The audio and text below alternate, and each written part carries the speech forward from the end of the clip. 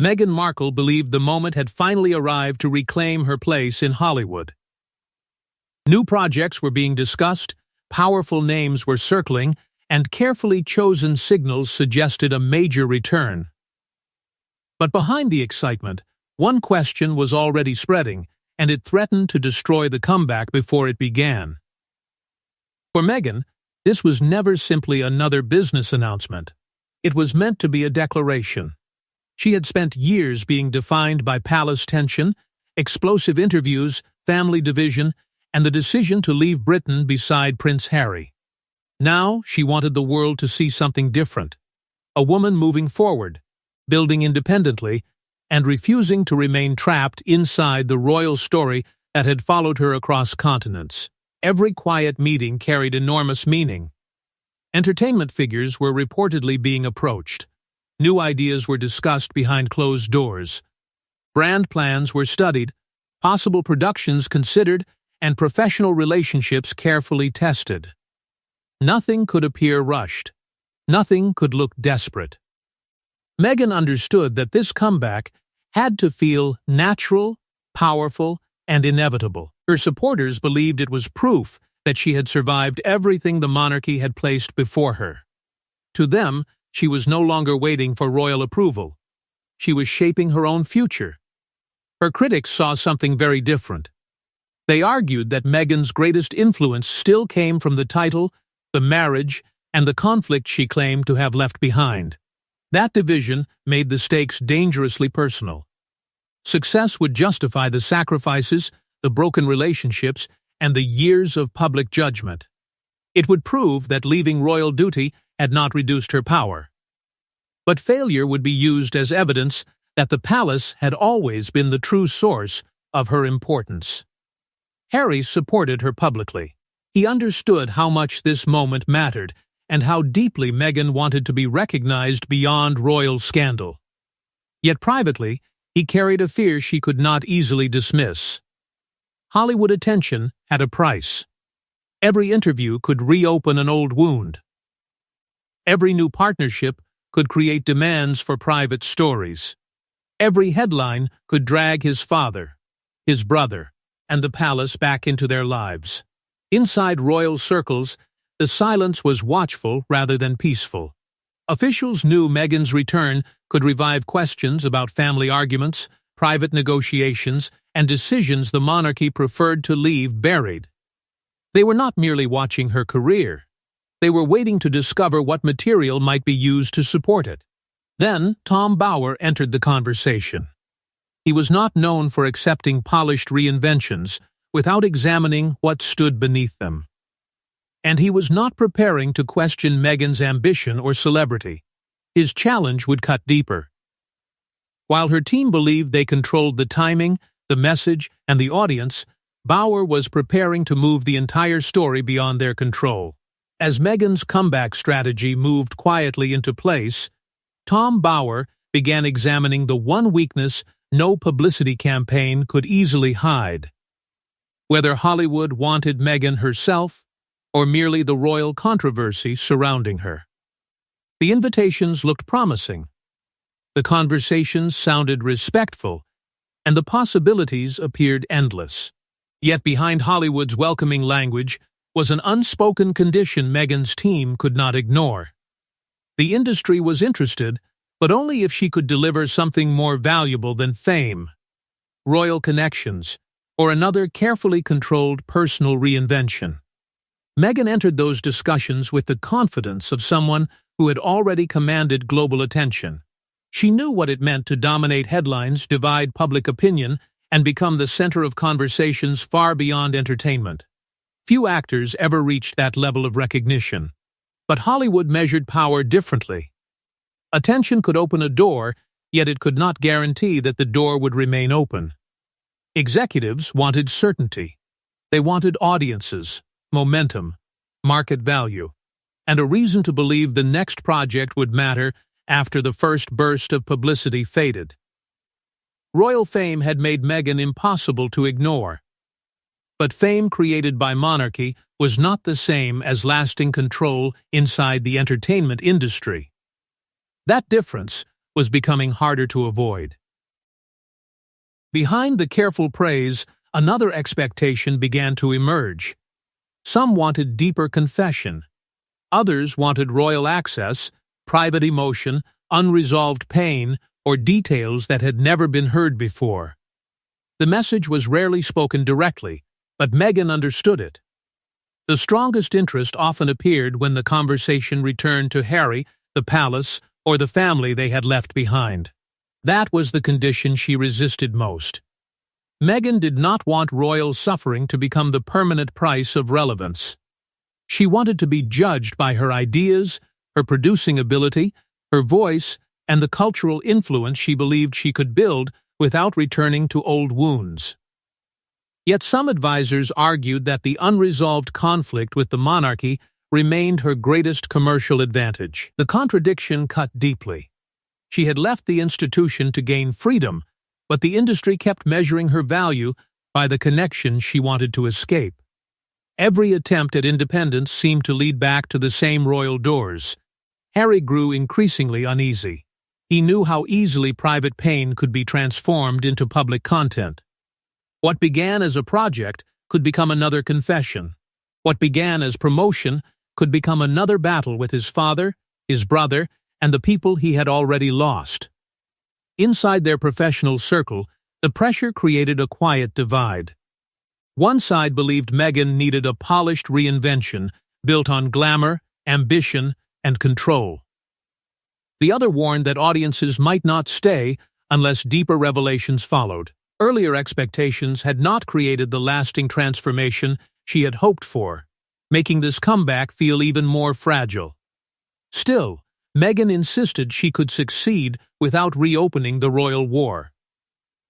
She believed personality, influence, and creative authority could carry the next chapter. But Tom Bower was moving toward the one question that could expose the weakness in that belief. That contradiction followed Meghan into every conversation, every private pitch, and every carefully planned announcement until a royal biographer decided to say aloud what Hollywood insiders had only whispered behind closed doors. Tom Bower did not respond to Meghan's comeback with applause or simple criticism. Instead, he began tracing the promises, the timing, the silence, and the royal shadow hanging over every announcement. What he discovered led him toward a question so direct that Meghan's inner circle feared it could redefine the entire comeback. Bower's approach was not driven by outrage. It was colder than that. He studied patterns.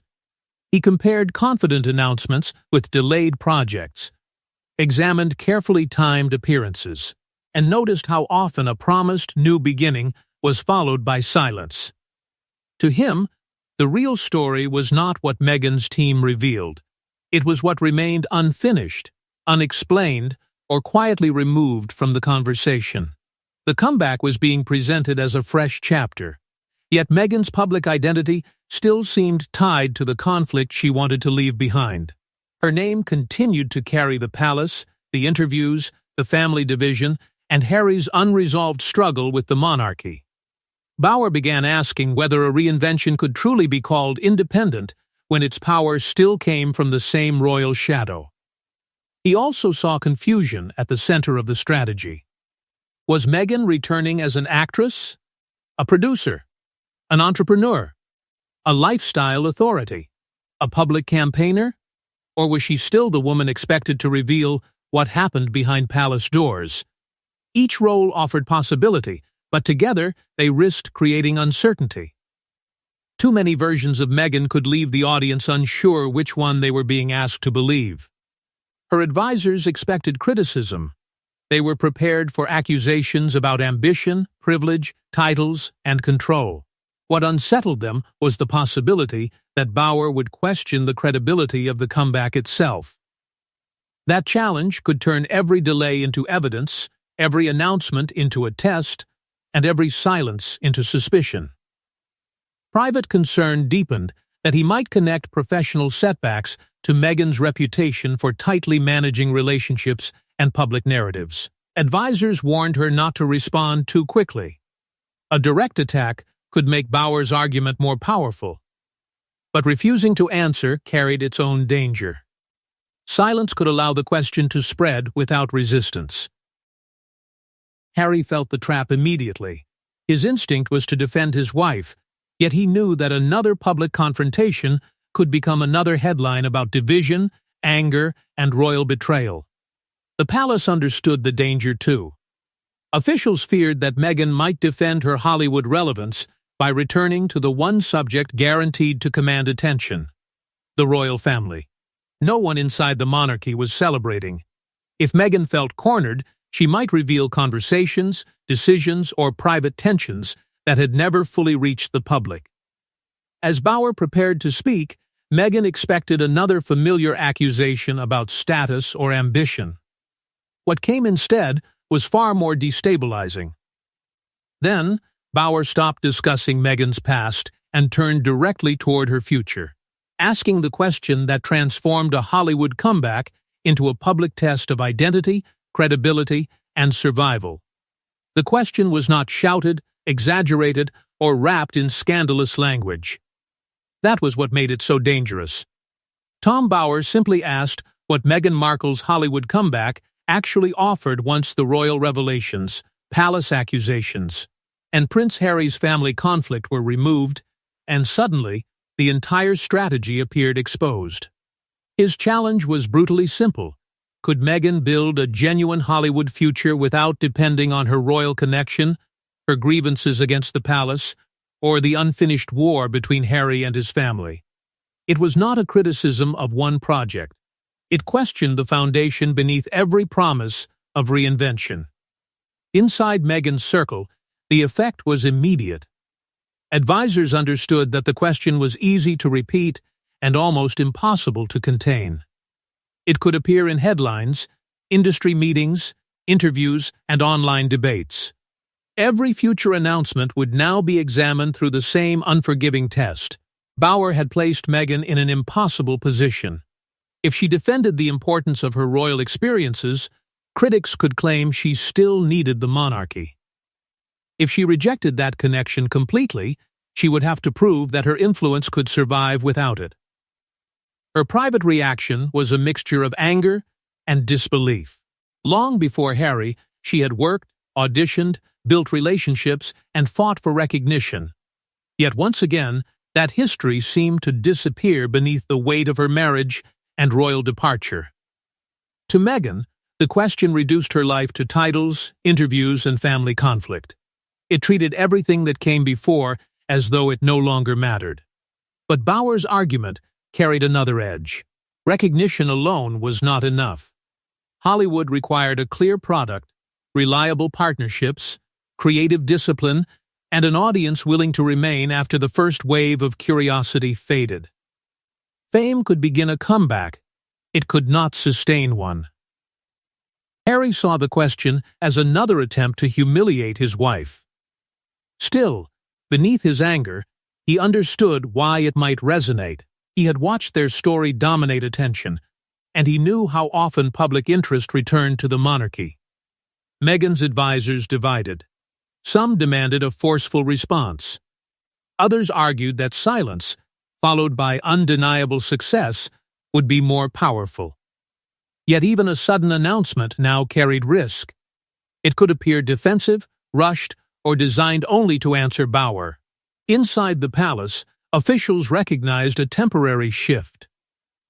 Attention had moved away from royal conduct and toward Meghan's professional choices. But senior figures feared the advantage would not last. If Meghan felt cornered, she might decide that previously untold palace material remained the fastest path back to cultural power. She refused to retreat. Instead, she demanded a strategy that would prove independence, control, and lasting influence. Bauer had stunned her because he had publicly questioned whether any Hollywood comeback could survive once the royal story was removed. But once the question escaped into the public arena, Meghan could no longer answer it privately. Every project, appearance, silence, and family decision would now be judged as evidence for or against Bauer's accusation. Harry's first instinct was to defend Meghan. But the deeper the controversy grew, the more dangerous that defense became. To prove Bauer wrong, Harry might have to admit uncomfortable truths about Hollywood, their royal connection, and the private cost of turning personal pain into a global public identity. To Harry, the question felt personal because it suggested Meghan's future depended on the suffering attached to his family. The palace conflict, the interviews, the accusations, and the painful separation had become part of her public value. That thought disturbed him. It also awakened a guilt he could not easily dismiss. He knew their royal revelations had changed expectations. Every time they spoke about private pain, the world listened. But attention created hunger. The more they revealed, the more audiences expected. Now, Meghan was trying to build something separate. Yet the market still wanted the royal story that Harry had helped place at the center of their identity. Behind closed doors, they disagreed over how to respond. Meghan believed silence might allow Bauer's question to harden into accepted truth. She wanted to protect the career she had built before royal life and prove that her ambitions were not borrowed from Harry's title. Harry feared that confronting Bauer would create another public battle and strengthen the belief that controversy followed them everywhere. There was another problem. Harry's support could become evidence against the comeback. The more visible he remained, the harder it became to separate Meghan from the monarchy. Advisors quietly suggested that he step back during the relaunch and allow her to stand alone. Professionally, the advice made sense. Emotionally, it was brutal. Harry feared that reducing his visibility would be interpreted as distance between them. Rumors of disagreement could spread before Meghan's project even had a chance to breathe. Yet Meghan felt she was again being asked to carry the pressure alone, while executives, commentators, and royal men debated whether her identity had value without her husband's family. Harry also knew more than he could publicly admit. He had heard private expectations during industry discussions. He knew which ideas had been abandoned, which partnerships had cooled, and how often royal material had been treated as the most valuable part of any proposal. Defending Meghan honestly might require exposing those uncomfortable conversations. For a moment, 3 choices remained: confront Bauer publicly, contact him privately, or refuse to respond. Palace officials watched closely. A defensive interview could revive accusations involving Charles, William, Catherine, and senior courtiers. Then a quiet warning arrived through someone connected to royal communications: do not answer, because any confrontation would drag the monarchy back into Meghan's professional future. Harry slowly realized that protection might now require restraint rather than retaliation. But Meghan did not see caution. She saw hesitation at the exact moment she needed unquestioned support. The silence Harry considered strategic began to feel like abandonment to Meghan, and as tension entered their private discussions, Hollywood executives started making decisions neither of them could control. Before Bauer's question, Meghan's comeback meetings had carried excitement, possibility, and carefully measured optimism. Afterward, the tone changed. Calls became shorter, promises became less certain, and executives who once discussed bold partnerships began asking whether Meghan could command attention without creating another royal storm. The change was subtle at first. Meetings were not cancelled outright. No one openly withdrew support. Instead, decisions slowed, follow-up calls became vague, and language that once sounded confident was replaced by caution. Potential partners began studying the timing, the audience reaction, and the risk of entering a story that could suddenly return to palace conflict. Hollywood was not frightened by controversy itself. Controversy could sell. It could create headlines, attract viewers, and turn an ordinary project into a global event. But the industry demanded results. Attention had to become subscriptions, ratings, sales, or lasting cultural influence. Noise without commercial value was not power, it was risk. Executives started asking for stronger proposals and clearer answers. What exactly was Meghan offering? Was it acting, producing, lifestyle content, personal storytelling, or a larger platform built around her name? More importantly, could audiences remain interested after the royal headlines disappeared? Meghan felt the pressure immediately. She wanted something announced quickly before hesitation was mistaken for defeat. But her advisors warned that rushing would be dangerous. If the project failed to connect, Bauer's question would no longer sound like criticism. It would appear confirmed. Then, a serious opportunity emerged. It promised reach, creative authority, and the chance to reshape the entire conversation. It could have presented Meghan as more than a former royal figure. Yet the backing came with a condition no one stated plainly at first. The project would become far more attractive if Meghan agreed to speak more directly about her royal experiences. Her reaction was fierce. Independence was being offered only if she returned to the institution she had fought to escape. To the executives, palace secrets were valuable material. To Meghan, they were years of pressure, rejection, and private pain. Harry opposed the condition. More revelations, he feared, could destroy whatever possibility of family reconciliation still remained. Meghan began asking a harder question. Had reconciliation already disappeared, and was protecting its memory costing her the future? Then rumors surfaced that figures connected to the palace were quietly encouraging influential people to avoid projects driven by royal controversy. There was no proof, only unexplained hesitation and doors that seemed to close at the same moment. The final blow came when one major conversation was delayed indefinitely. It was not presented as a judgment on Meghan's talent. Decision-makers simply no longer understood which Meghan they were being asked to support. With Hollywood demanding clarity and the palace fearing renewed exposure, Meghan faced the most painful decision of her comeback: reveal more of the royal story or risk watching the new future disappear in silence. For weeks, the palace appeared untouched by Meghan's Hollywood struggle. Behind closed doors, however, the mood was far from calm. Senior figures feared that Bauer's challenge had created the exact pressure Meghan needed to justify releasing secrets she had previously chosen to keep buried. What appeared to be a professional setback in California had suddenly become a royal problem in Britain. Palace officials understood that Meghan's greatest weapon was not a formal position or an official title. It was the knowledge she and Harry still carried about conversations the public had never heard, warnings that had never been confirmed, and negotiations conducted away from public view.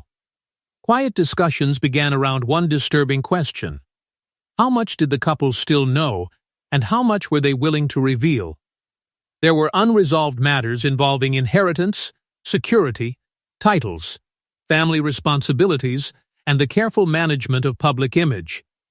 Some incidents had been discussed in fragments. Others had only been hinted at. The full story remained hidden, and that uncertainty created fear far more powerful than any open accusation. Senior royals were divided. One group believed silence remained the strongest defense. Any response could make Meghan appear central to the monarchy again, giving her the importance critics claimed she was losing. But others warned that continued silence might push her toward escalation. If Hollywood demanded a stronger story, royal secrets could become the fastest way to regain control. Charles feared another public war would damage his effort to present the monarchy as stable and disciplined. William took a harder view. He believed the institution could not keep changing its behavior simply to prevent Harry and Meghan from speaking. Every concession, in his mind, would only create pressure for the next one. Catherine understood a different danger. Meghan's comeback could revive old comparisons between the two women, reopening private tensions and questions about who had been protected, who had been blamed, and whose pain had been treated as acceptable. Palace advisors considered sending an indirect warning that private family matters should remain private. Yet even that carried enormous risk. a warning could look like confirmation. It might suggest that damaging information existed and that the monarchy was frightened of its release. Then, Meghan learned that the palace was concerned. At the exact moment Hollywood seemed uncertain, that knowledge gave her leverage. She was tempted to use it, not only as revenge, but as a way to force recognition of what she believed had been ignored. Still, an open threat would strengthen every accusation against her. So she prepared something more controlled, a response that would neither attack Bauer directly nor openly challenge the palace, but would make both sides understand that she had not surrendered her power. Meghan's answer would not arrive as an angry statement or another royal accusation. It would come through a carefully chosen move designed to reveal whether she could finally command the world's attention on her own terms. Meghan had been questioned, cornered, and publicly reduced to the royal story she wanted to outgrow. Her final response was not the explosive confrontation many expected. Instead, she made a calculated decision that could either establish her independence forever or prove that Tom Bauer's devastating question had been justified. She refused to enter a public argument with Bauer. There would be no angry statement, no direct accusation, and no attempt to win through another cycle of headlines. Meghan decided that the only answer strong enough would be action. She would move forward with a project built around her own voice, interests, and identity, while keeping royal revelations away from its center. It was a brave strategy, but also a dangerous one. Royal controversy had guaranteed attention for years. Removing it meant giving up the easiest source of public curiosity. Meghan would no longer be able to rely on palace conflict to carry the conversation. The work itself would have to be strong enough to hold the audience. She demanded greater creative control and rejected conditions that turned private suffering into a selling point. The palace could remain part of her history, but it would not become the engine of this new project. For Meghan, that boundary was more than professional. It was a test of whether she could finally own her story without repeatedly reopening its most painful chapters. Harry eventually agreed to support her while stepping back from the center of the launch. It was not distance. It was strategy. By becoming less visible, he allowed Meghan to face the challenge as an individual rather than as one half of a royal couple. That choice carried an emotional cost. Independence meant freedom from the monarchy's shadow. But it also meant losing the protection of royal curiosity. Meghan had wanted to escape that attention, yet now she had to discover whether the public would remain once it faded. Inside the palace, the absence of fresh accusations brought cautious relief. Still, no one fully trusted the silence. Officials wondered whether it marked a permanent change or merely a pause before another revelation. Bauer did not withdraw his challenge. In his view, announcements could create excitement, but only sustained success could provide an answer. The first launch might attract attention. The real test would come later, when the royal connection was no longer the headline. That was the deeper tragedy. Meghan's greatest public advantage remained tied to the institution she believed had caused her deepest pain. Success would allow her to redefine her legacy. Failure would let critics claim she had never escaped it. Now she stood before the future she had demanded, forced to prove the palace was neither her enemy nor her foundation. And as the world waited to see whether Meghan's next chapter would rise beyond the monarchy, one unsettling question remained.